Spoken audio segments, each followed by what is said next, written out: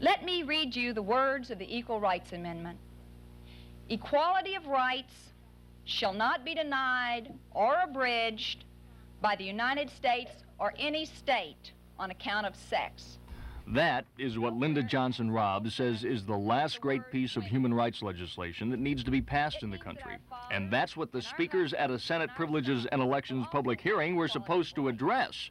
However, after former Chief of Naval Operations Elmo Zumwalt dropped the bombshell about President Carter planning to require women to register for the draft, the hearing turned into a debate about women in the armed services. The ministers of this land would openly lead a revolt against the invasion of the dignity of womanhood and the desecration of the family being now proposed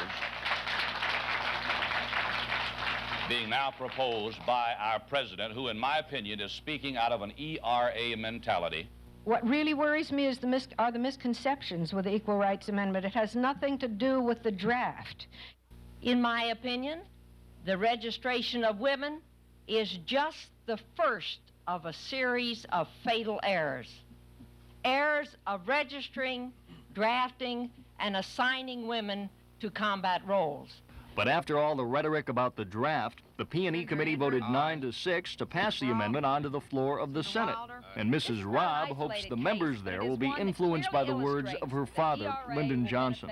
Change is not our enemy. On the contrary, this society has no deadlier enemy than refusal to change. Although the Senate Privileges and Elections Committee has voted once again to report the Equal Rights Amendment out of committee, it still must pass the entire Senate and the House of Delegates before it would be adopted in Virginia. And that is a much rougher and unlikely road for it to travel. Mike Deason, Area 10 Eyewitness News at the state capitol in Richmond.